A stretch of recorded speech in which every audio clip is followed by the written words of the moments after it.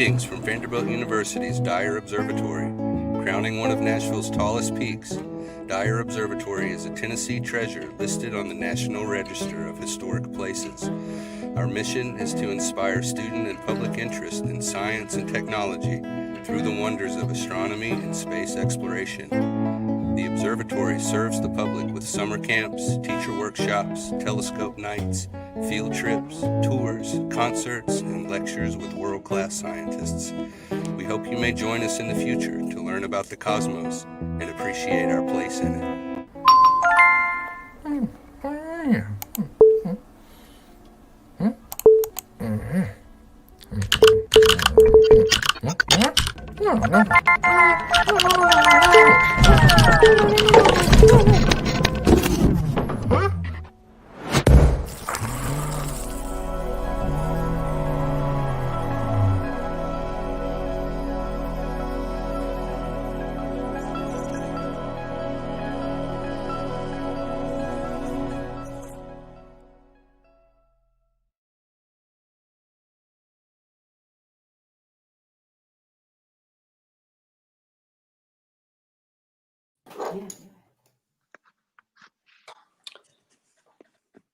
All right. Allow me, Gary McDowell, to welcome you all to this afternoon's panel. Thus here, three wonderful poets, Bill Brown, Andrew McFayden-Ketchum, and Linda Parsons. Before I introduce them and allow them to read their work, I'd like to make just a couple of announcements on behalf of Humanities Tennessee. Welcome, first of all, to all of you. If you are watching on Facebook Live or YouTube and you'd like to ask questions after the poets read, we will be having a question and answer session. You can download the festival app or visit the streaming site at www.humtn.org/SFB. I'd also like to let you know that our bookseller for this Humanities Tennessee event is Parnassus, and you can make your purchases via Parnassus, and that helps keep the festival free.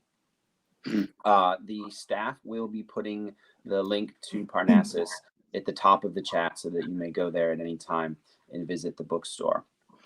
The festival is a free nonprofit event that is supported in part by donations from individuals.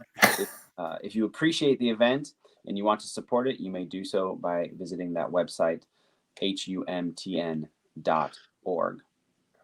All right, allow me, please, to introduce all three of our poets before we begin. Bill Brown is the author of 12 poetry collections and a writing textbook.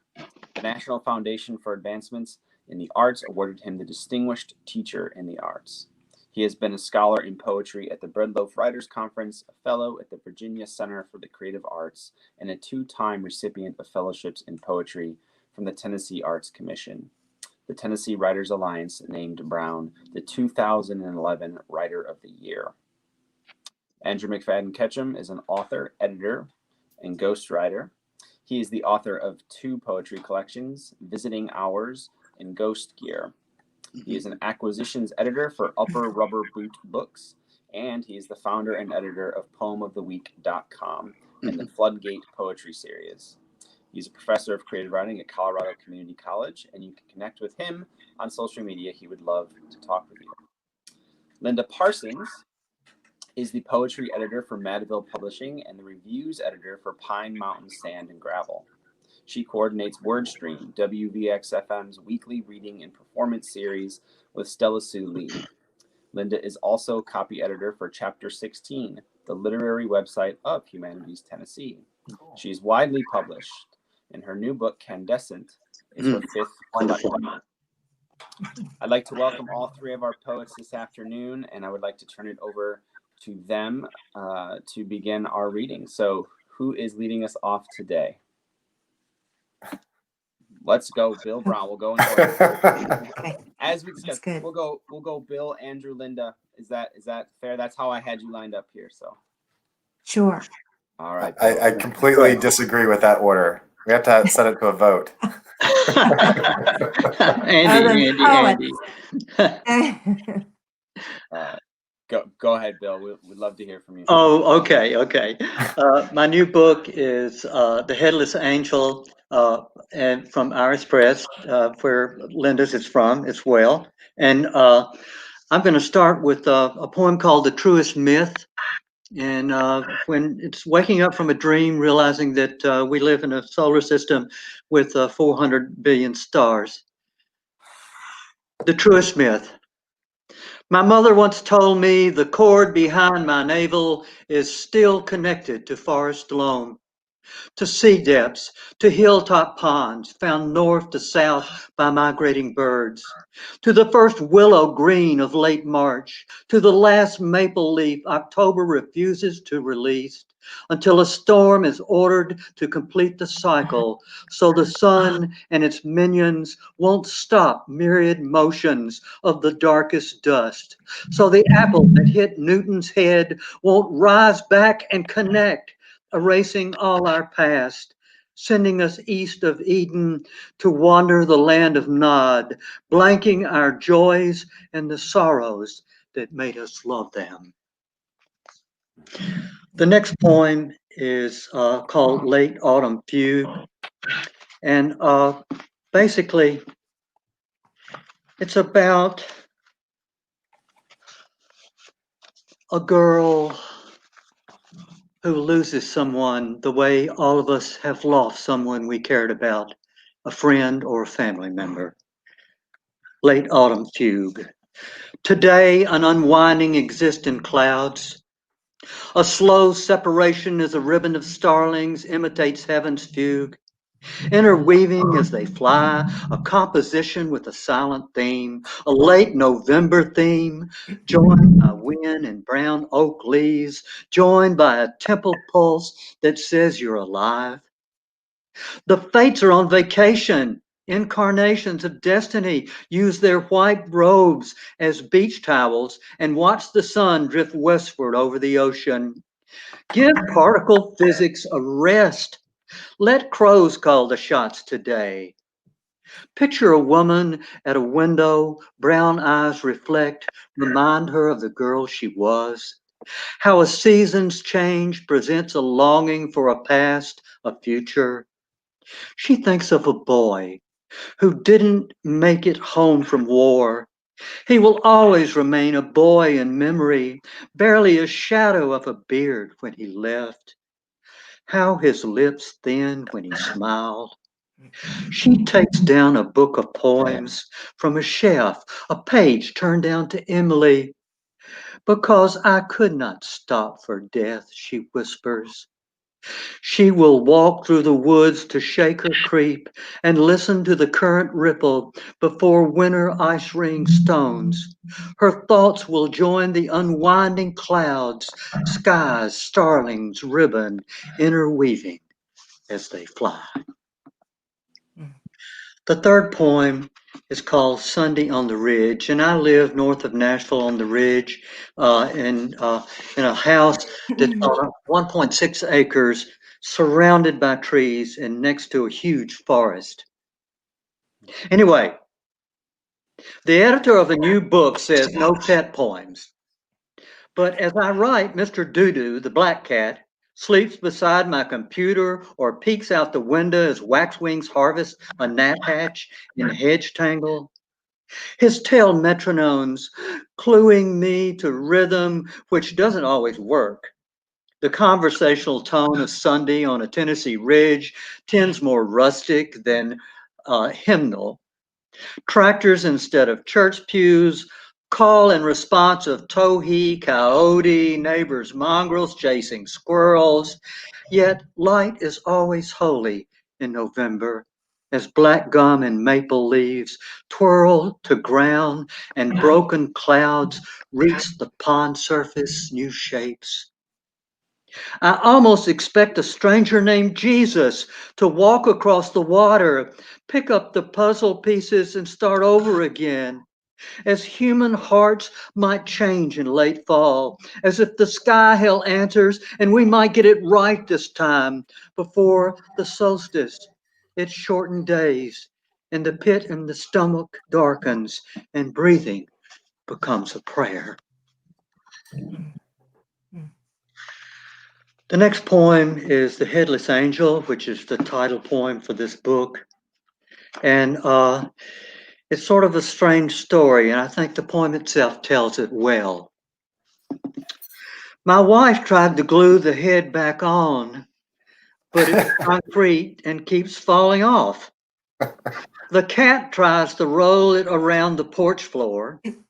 We bought it for the garden to honor our dead mothers, but when the head fell off, we couldn't. So it sits with the uneven chipped neck, kneeling with little hands folded in prayer, wings nestled on its back. I thought to bury her, but can't. My mother used to quote, "Angels from above watch over those we love." This morning, I put her head on a garden brick so it can watch tulips bloom. I place a cap on it to shield her eyes from the sun. I'm beginning to like this new version of winged victory. Tiny headless child. My wife painted its toenails bright red, its wings purple. Calvin said, every one of us has thousands of angels attending, but give me this little concrete beauty.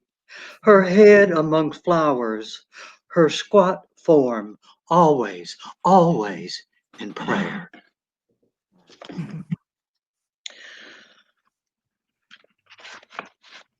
This next poem is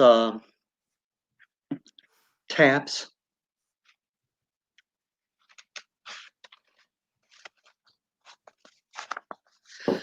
I find my fingers drumming the table, kind of blue, kind of Ella, thinking of you, of how finches and warblers celebrate a gnathatch, dandelion seeds, how a light shower adds to April. My fingers count as well. How many taps to number those I've lost? Mother, father, Tommy, Skip, John, on and on. Yet near the back porch, Carolina wrens build a new nest. 2 mock oranges fill mornings with white bowl-shaped blossoms. I used to give sorrow away instead of owning it, as if loss is not a gift, a depth of feeling, dreaming that begs the importance of one's hands, one's eyes, one's feet. How kneeling in dirt to renew a garden, a maker's form of prayer. Many stars that brighten our sky might be dead, but their energy still lights our darkness. I remember my mother saying, "A world away in time." I'm beginning to fathom what she felt. This living in the moment important only if you hold a life inside. Don't live in a place where longings are swapped for things. Let loss mellow like a maple table patinaed with use.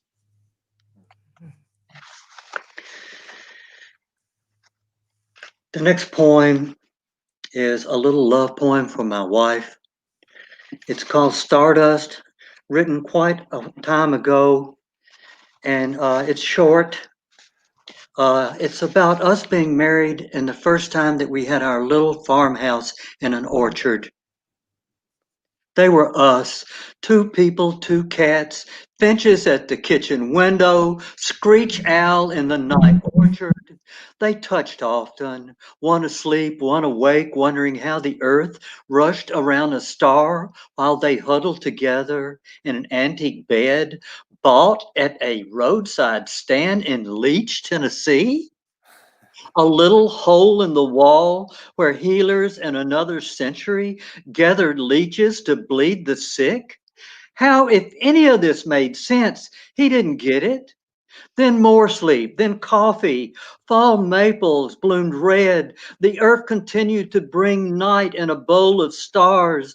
They were us at the window, each holding a spoon. And I'm going to finish reading with a sonnet for my grandmother, A Hollow Step. My grandmother was the storyteller of our family. And I really think that I got started making up poems, words, songs because of her stories that she told us at night on a porch overlooking the Tennessee River. The Hollow Step, a sonnet.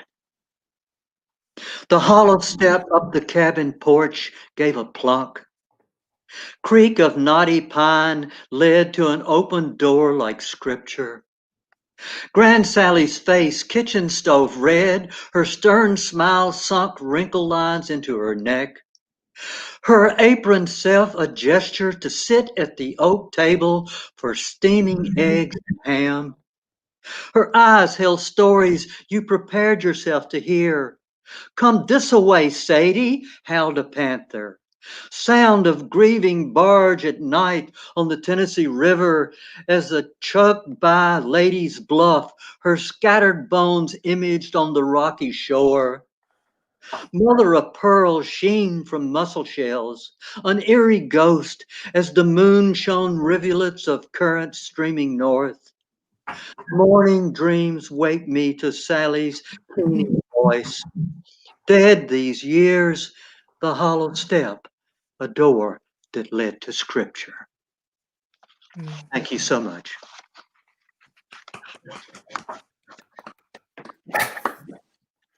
Thank you, Bill. Absolutely beautiful. Thank you so much. Following Bill will be Andrew. All right. Thanks, Gary. Thanks, Bill.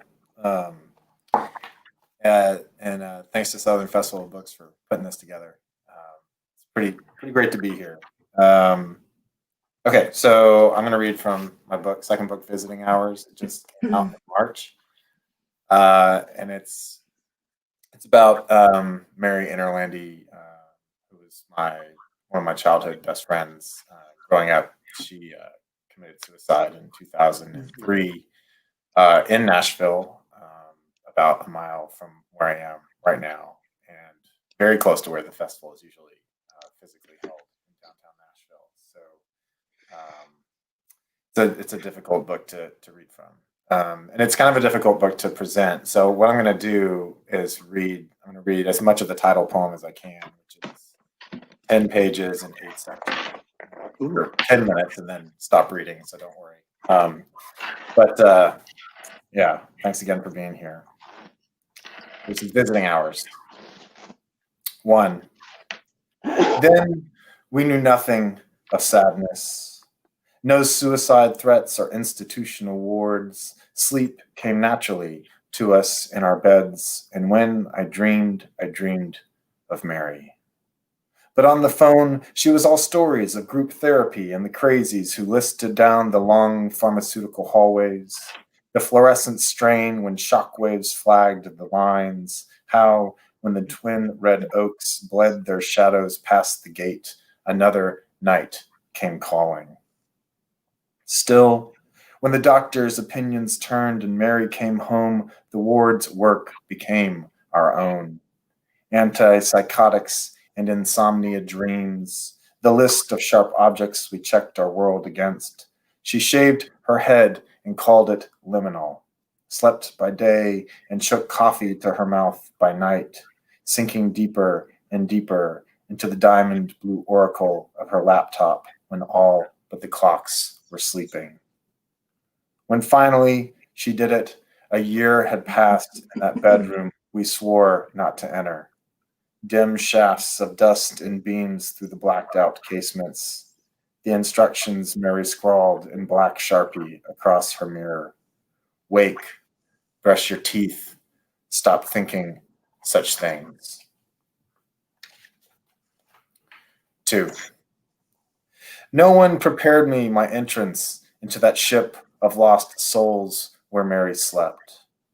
No one taught me how to mask each step I took across the checkered linoleum, or that it wasn't wandering, that path of pea gravel and weeds that wound the backlot's maze of 50-year boxwoods and a crumbling slave wall, that path the doctors had Mary keep.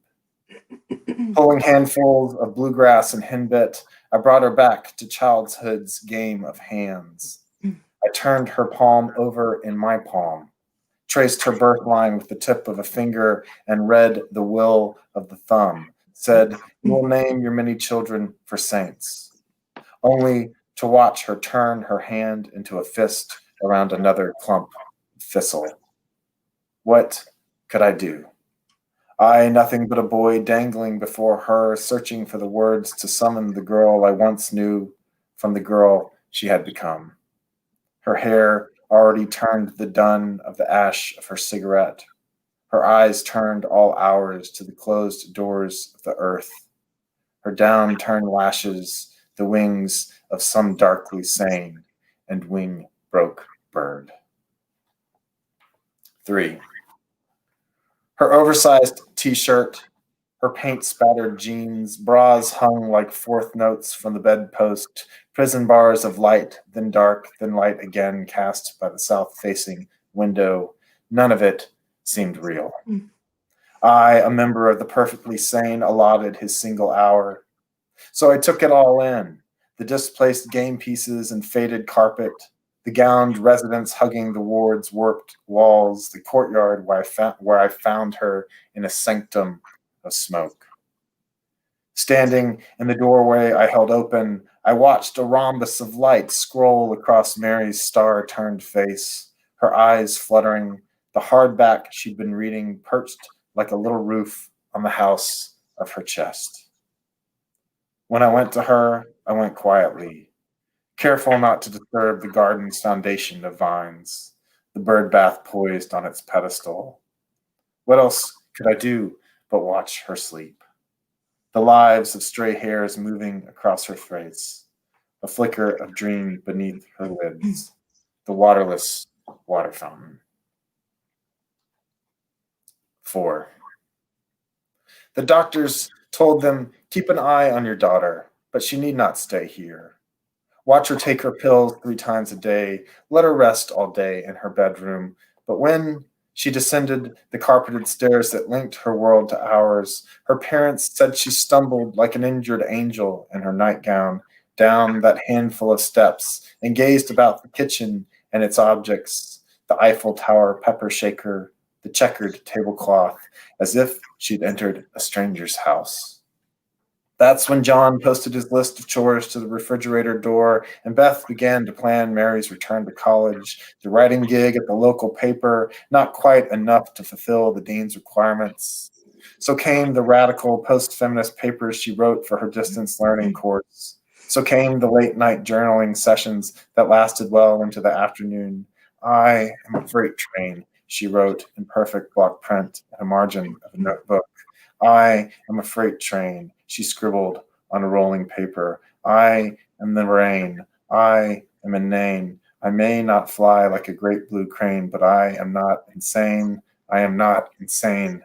I am not insane." 5. Blame the Larium.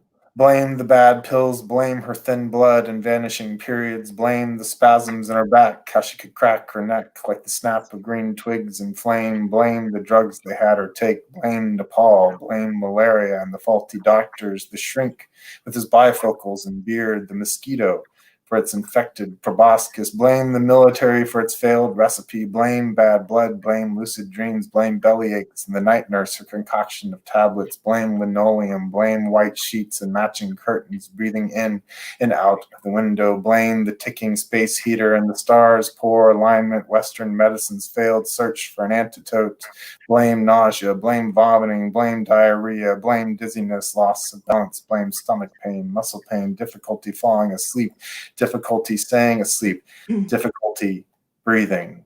Blame the rash and seizures, blame the rash of seizures, blame rain, blame the sun, blame a loss of feeling in the toes, confusion and forgetfulness, blame the radio's bad signal, blame passenger planes, power lines, transformers, blame shaking in the arms and legs, panic attacks, blame hallucinations, blame the parking garage's easy access, blame the voices no one heard, blame blame the voices no one heard but she, blame visions, blame waking dreams and miscommunications, blame the thoughts of suicide, blame her legs that did the leaping, blame the beautiful, blame the mosquito, its hunger, blame the pall, blame delirium, blame anything but me. And I'll finish with this piece. 6. Who's to say a star-sprent sky didn't warp or flex above the foothills that night? Or that any kind of light at all broke free of the clouds to knife its gloom across the snow-banked rooftops and empty lots of Blacksburg, Virginia's 3 a.m.? All I know for sure is the clamor the cordless made from my desk, the gin and tonic headache I woke to, my sister's voice like static. This was my final semester of college, hawking Rolling Rocks and hoagies to professors and ROTC at a deli a block from the power plant. On Fridays, I'd kneel in rubber gloves to cleanse the massive industry of steakums and craft powdered Alfredo for an extra under-the-table 5. Then I'd clock out to fight the gales of wind that gathered speed between the dormitories and halls before finding my seat around the conference table of amateur theorists. But I have no idea what 3 a.m. this was, or whether the westerlies howled or bayed as my sister's words caromed the complicated wound of my ear. All I know for sure is how slowly the receiver fell from my hand, the dent it left in the hardwoods, how the lights in the hallway snapped to life and my roommates floated from their bedrooms and their nightclothes like angels. Who knows what else happened that day? I've read a platoon of American boys led a night raid on Kabul and came back men. I have no doubt the thermometers ruptured at the county airport with cold. Somewhere, it's certain, God made another of God's billion daily revisions of the world. But what did any of that matter anymore?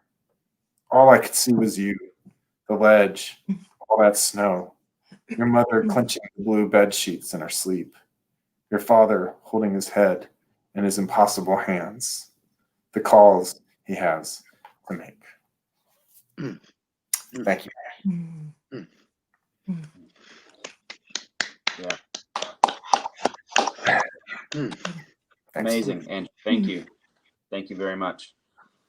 And to wrap up the reading portion of our afternoon, Linda Parsons. Thank you, Gary. I'm really happy to be here with my poet brothers. And so let the grief roll on for a little bit. My latest book, Candescent, it holds a lot of grief, the loss of my father to dementia, a marriage, my dog, even though I do have dog poems, Bill, but I'm not reading them today. But on the other side of grief, the other side of that coin, are healing and light. So I try with my work to always be moving towards the light. So I'll begin with a poem that I wrote for the daughter of a good friend, for Chloe on turning 18. Write a letter, I've heard it said, a letter to yourself at 18. Though you may be 40 or 60, as far from 18 as nobody's business. It's your business to look back at any age you choose if it's done with class and grace and not crying too much in your beer. There may be some crying, in fact, some longing and sorrow, the usual human predicament brought on in November when maples slough their riding hoods and it aches just watching them melt into the good earth. Turn away from the past before your feet begin to harden to salt. No hardening allowed in this letter, no regret at what might have been, because all the paths taken were yours alone. Your quiet doe eyes and even doe breath drew them to you surely as the hunter's moon washed the pebbles that saved you from the ginger snap door, the gumdrop chimney, curl of unmentionable smoke. Or if you must, pack the past lightly in your rucksack. No wool socks, no toothbrush, just the essentials. Cinnamon's chestnut flanks, your grandparents' land, a branched lifeline, a mirror you hold in your hip pocket and sometimes hold to the sun, setting small fires of memory. Sign it now, the letter, sign with flair and not a little blood, in witness of your becoming, of the baskets and years you filled with chicory and gloriosa, tossing back your thick dough hair. So sometimes a poem falls right in our laps, and that's what happened with this one. I woke up one morning and the words that came to me were, oh, the power's out, I have no power. And then I thought, well, that's not true at all. After the final decree.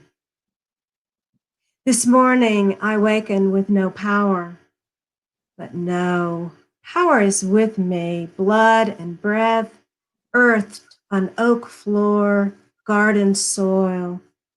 Persicaria's red dragon, the bee loud Budleia.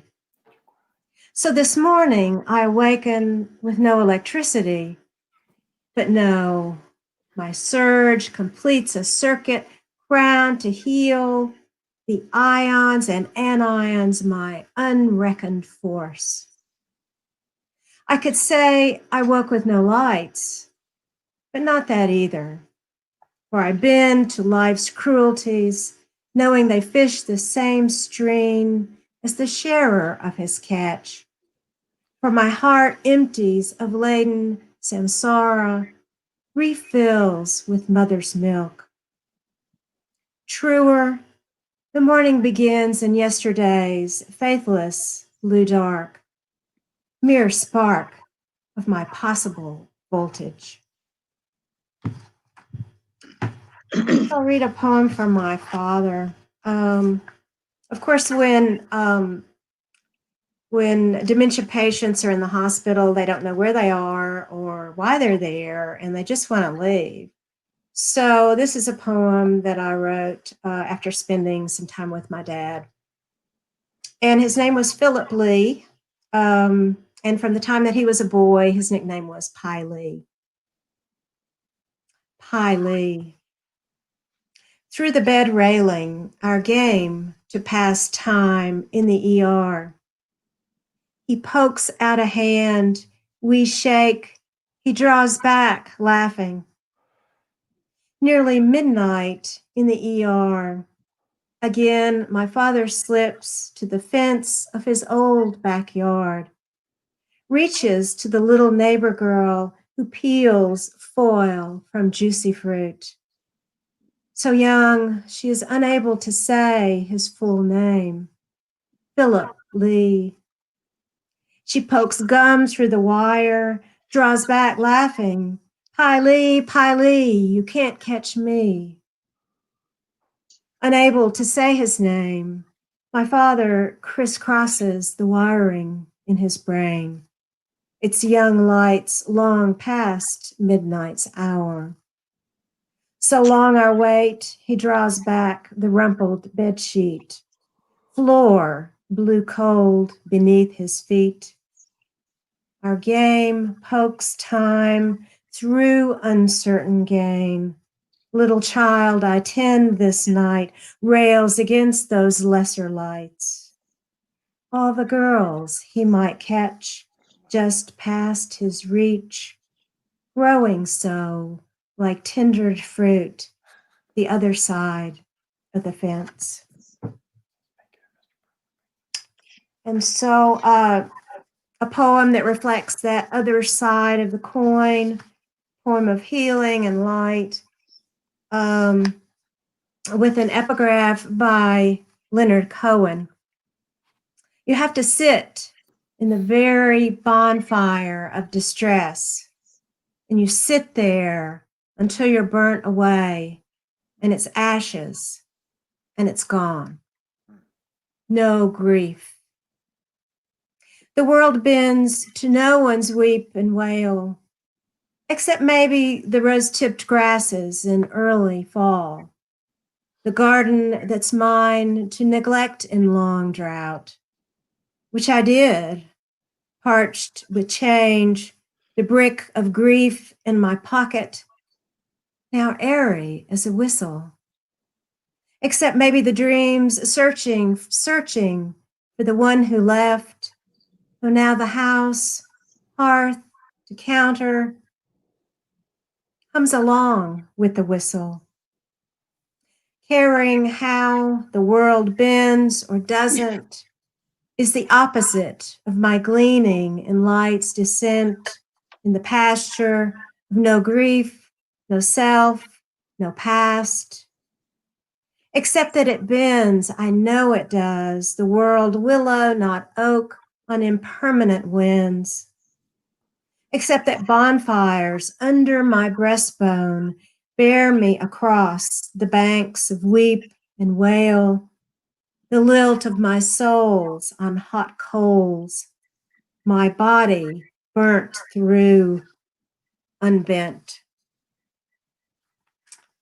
And so I will end with a prose poem that was fun to write. And this is a poem about finding my voice in the midst of great change. Contrary. Blessed are the contrary. Accent on the second syllable in Mid-South talk, as my sainted grandmother let fly when I ragged on about Polly's Market, bartered dime to quarter for candy, cigarettes. Contrary at the edge of my mother's serration, my sass, not to dispute her word. Contrary like a pressure cooker spew of soup beans on the wallpaper after years, lightly on eggshells. Not have a blessed day, but blessed be contrariness for the sake of my brain and mouth and voice that won't be shushed, even by my own self that rents sackcloth at the mirror of mea culpas for things this mouth upended.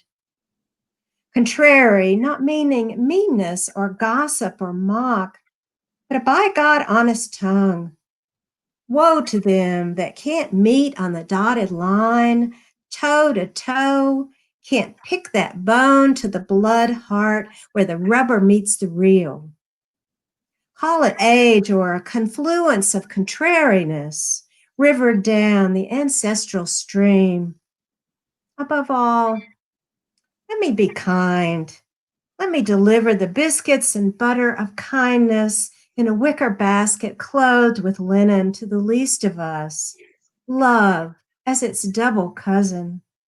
No cheek to turn, stone to unturn, no back talk to walk back. Just a table polished with pledge, just as I am with only one plea, to be and be heard. All of me, neither sour nor sweet, then to lean in close and lean closer to listen. So thank you for listening. Wonderful. Yes, beautiful, Linda. Thank you very much. Thank you, all three of you, for your readings this afternoon. Absolutely beautiful work, and it was a pleasure to hear from each of you. I believe now we'll turn to some questions. I have a few myself, but I see that we already have one here in the chat, and perhaps others of you listening at home or wherever you may be, you'll be able to provide a question or two for our writers as well. But we'll turn here to the chat, and Alexis has asked and given a question. She writes, for all the poets, so perhaps you can take turns looking at this question. She says, grief is a common theme in your poems. Do you find that you write more and or better work during times of emotional strife? You want me to start? Okay. By me. Okay. I think there is no joy without loss. There is no love without loss. Mhm. And sooner or later, you find ways to hold it with your words and in your heart, physically, and so that you can live with joy and acceptance of the type of grief that we all must face. And listening to the two poems the poem from Andy and from Linda, I just dig deep into it. That's all I can say. Thank you, Bill. Yeah, you made me think of death is the mother of beauty. You know. Mhm. Yeah, yeah, I guess so. I mean, that's certainly true for me. I mean, you feel the impulse to write poetry at least Mhm. when you're going through rough times. I don't. When you're like joyous and everything's great, it's sort of like you'd rather ride that train, you know. I'm not writing a lot these days myself because I'm busy with my well, they're not really my newish family. And I'm very happy. And so I actually challenged myself to write happy poems, and I'm not writing a whole lot. Though I have written some, and I really like them. But yeah, I mean, I think it seems that at least poetry is sort of one of the holding containers for grief, and we turn to it a lot when we're feeling it. Right. I agree very much with Bill. And as I say, it is a double-sided coin. You do have these losses, but at the same time, one makes the other. And I Right. do feel I'm always striving for balance. I'm a gardener, and so I'm outside a lot working and creating the art of the yard, of my outside environment. And there's so much to take in that's so precious and beautiful, but at the same time, darkness makes the light and vice versa. And so it's up to us as artists to capture that balance somehow. And for it to make us a whole person, then I think, Yeah. and a wholeness, and to have a wholeness in our work. I think that's a great question. Yeah, and what you said, Linda, too, about the hope for light coming out of grief, looking for that feels important too, Mhm. right? That the writing, in some ways, maybe not therapeutic, but it allows you to live in that space, and battle it. Maybe at least that's what I'm getting from hearing from all three of you in your work. Fascinating. Thank you all very much. We have a couple of more questions. Here's one. Do you, all three of you, do you have a favorite poem in your newest collection? Or is it like someone's children? Are they all equally liked? Mm. I don't equally like all my kids. I have favorites. Oops. Joking. Uh-oh. Joking. It's out now. They'll look back on this. I'll let y'all answer the question, and I'll chime in with my thoughts. Mm. Yeah, I guess that the one I read about my dad, Pai Lee, that is one of my favorites. I sort of took the pantoum form and made it the take on that, repeating certain lines and likening him to the child that he was. And I like that. It's lovely to read, and I'm proud. I'm proud of that poem. So yeah, I feel that I succeeded in that poem, and yeah. I agree with both of you, and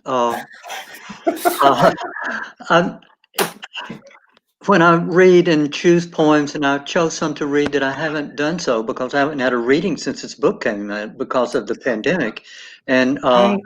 so it's I do have some favorites but I'm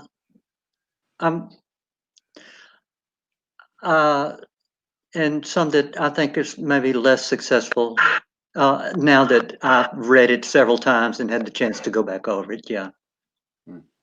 Yeah, that's what I was gonna say. Is this book is it's still too new for me to have had that experience yet. But Ghost Gear, which came out in 2014, I read it like maybe 6 months ago, and a couple of the poems I was like, yeah, those things that some people said in workshop were correct, and I didn't listen. And, like it was just like, dang it, oh, if I could go back. I mean, I'm not unhappy with the outcome, but yeah, I mean, like, but I still like them mostly equally. In this book, I feel mostly the same, though there is a poem, Marisarius is this one of the poems in it that it was the original title poem for the book, but there were reasons that I changed it, and I really wish I could have read that to y'all, but it's like it takes like 20 minutes to read it.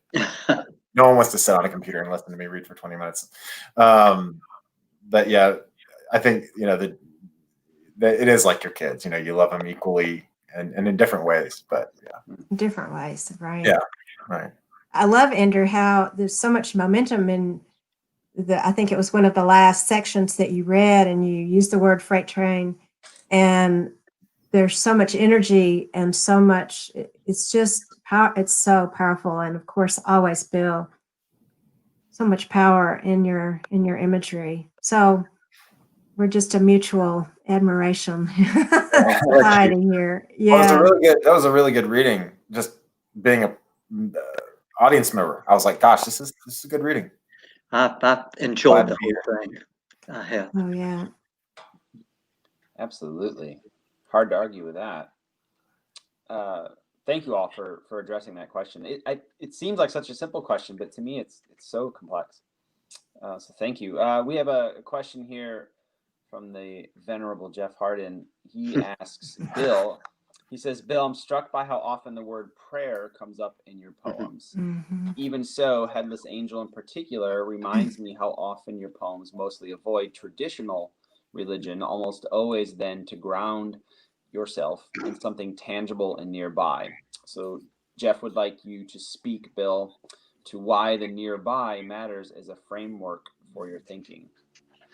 The older I get, the more important place means to me. Yeah.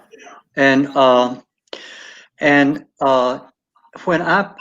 also I exercise and walk a great deal, and I meditate a great deal, and it's always a sense of prayer for me. Gardening is, like Linda, is a sense of prayer for me, and I'm on my knees, and it is, and so and earth is so important to me. I put my ear to the ground and listen. So I pray to Jesus because I have a deep, deep respect for him. I pray to Buddha. I have a deep, deep respect for Buddhism. I pray to Ganesh, the Hindu elephant god, who is the person that removes obstacles for everybody.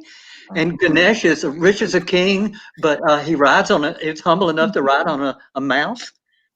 And then I pray to Rumi, who is in the 12th century group of Islam, and Rumi's words just open me to me. Thank God for the poet in Georgia who gave us all of his translations, and so that's sort of where I am. Traditional religion doesn't do it, but place brings out things in me that are deeply important. So I think everyone should live a life of prayer. I think it's important. And the older I get, the more I seem to do so. There is a deep meditative aspect of your work, Bill, that I love. And I think it's attached to the natural world, when you've got your hands in the dirt. Absolutely. And you can't really care how your nails look because you're just going to go back outside tomorrow or later on or something. It's just a tangible part of the world that you're taking within you, and it humbles you. It humbles you. I'd like to know, what brings me close to earth is April and October. Oh, and probably October is the deepest one because I know what's coming. And so, I just curious to know, and those are the 2 months that I'm closest to the earth, I think. Yes, yes. There's so much brilliance right now outside. Mhm. But at the same time, you know that all that outside brilliance that we're seeing, we're about to go within again. We're about to rest and to be covered by the snow or the cool or whatever, It's a strong tension, isn't it? It is, yeah. Yeah. I like, Bill, what you said about place and how the older you get, it matters to you more and more. For me, I don't know why place has always been so important. Mhm. Like right now, there's a retirement party going on a block away, and they're listening to a lot of Motown, and so I'm really having a hard time not dancing during the session. And it's just sort of it's kind of why I've been Great. grooving a little bit over here while we've been reading poems about Oh, people yeah. who have died. Oh, I love it. But I mean, it's like everything that comes in. I mean, I think that it's probably. I don't want to isolate this down to poets, but writers in general. I mean, you live in the past, but you really live in the present and what's right in front of you and what your senses are taking in. It's kind of hard. You have to learn to do that, though. You have to learn to do that. Yeah, as a writer, I think to really to know the now helps you understand the past or the future. Well, living in the now is something that I'm still trying to figure out. Yeah, it's not easy. Last night what was it going on about? I was going on about something that's going to happen in the future, and I said to myself, you could be having a really good night, So yeah. Anyway. Yeah. And being in the now goes hand in hand with acceptance, I think, as you said, Bill, too. And we don't know what the future holds. All we have is now. Yeah. Exactly. That makes me think of a question I'd love to ask all three of you too. You kind of led right to it by thinking about place. And it seems to me that while place is important to all three of your work, no doubt, but so is the idea of home and then the idea of time. And so, Bill, just based on the poems you read today, not even thinking about the other work of yours that a lot of us might be familiar with, but Bill, talking about your grandmother telling stories overlooking the river, and Andrew reading about Mary and childhood and that hollowing loss, and Linda, how the idea of home might change over time as your life circumstances change. So just if you could just talk, any or all of you, about the relationship between home and time. It seems really crucial in your work. I think it is crucial to everything I've always written. And that's why I wanted to go back and read that poem, which is a love poem to my wife, Suzanne, about us watching the stars with a spoon, bowling, because that's where we had our first little house with an orchard. And now we have a different house we've lived in for 25 years together because we've been married 51 years. And so place is so deep to us that it's really important. And that's why when I go back to West Tennessee, I don't like the town I grew up in, but I love to go to Reelfoot Lake because of place. I love to go to the Mississippi River because of place. And so got rivers and land and mountains or places is deeply, deeply important to my life. Idaho, I did 9 summers there teaching, and I can't give that place.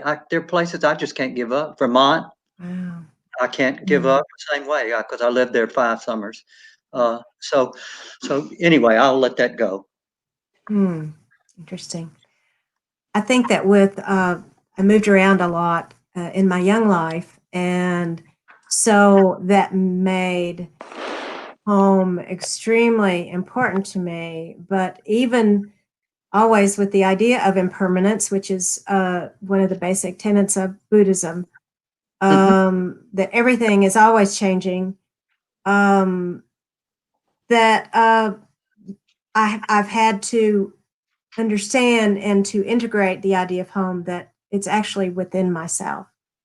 Oh, as much as I love my home and as precious as it is to me, and how I care for it, home is truly within myself. And I've had to come to that through a lot of trauma and a lot of change.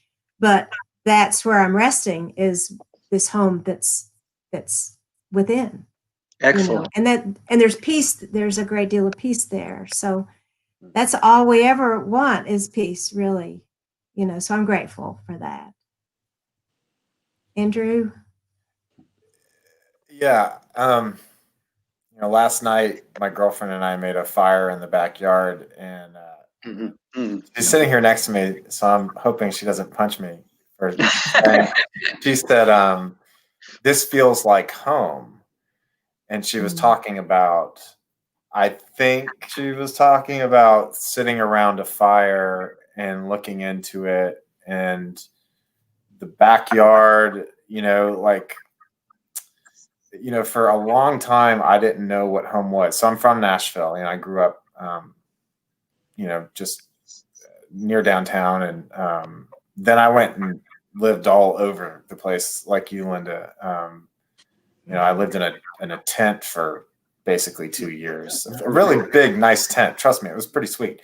But I've been all over the place, and then I came back here after a lot of things going fairly wonky life-wise, and so it's like, you say time and place. Well, time is like the fourth dimension, so they're all sort of the same thing, and I feel like there's something about seeing a fire transform a solid into a gas, into nothing. I just said a whole bunch of stuff that I don't have enough time to wrap up, but all that. I love it. Yeah, I do too. All that meant something. Yeah. Well, I don't know what, but Right. It feels like all of you are speaking, and we only do have about 2.5 minutes left. So Right. it was fine. It was fine, Andrew. You did great. But it sounds like everything that you all are saying is there's something primal about that. Yeah. About that connection between home and place and time. It feels very human in the most rudimentary definition of that term. In just the last 2 minutes we had one last small question, or not. It's not a small question, but Hilda Downer asks, "Isn't writing a form of prayer?" And I feel like I know I'm Bill's answer. Absolutely. Yeah. Great question, Hilda. Yeah. Yes. We have. It's why it's so important that we keep teaching it to the ones who come after us, Mhm. so they can survive. Excellent. And so we can be better people. We can be better humans and compassion and all of those things, in a very strife-filled world. Yeah. One of my teachers told me that maybe perhaps, aside from traveling widely, perhaps the greatest way to learn empathy is to read poems, and that makes sense to me. And it sounds like, or I know for a fact that all three of your poems teach that to us as readers, and I thank you for that. Thank you, Gary. Thank you. Well, Thank you. Thank you. Yes, thank you. We should wrap up, but please thank you to all three of you. Beautiful reading. Thank you for entertaining the questions. That's wonderful. Fantastic Thank you. work. Yes, thank you very much, all of you. Yes. Have a beautiful rest of your weekend, and all of you who joined us, thank you so much. Thank you to Humanities Tennessee, the Southern Festival of Books, and yes, great job for putting this on in the midst of a pandemic. An absolutely incredible feat, and we're so grateful. Amazing. Thank you all so much. You have a beautiful day. Bye, everybody. Thank you. Love you all. Bye. Stay healthy. Right. Take care. Bye-bye.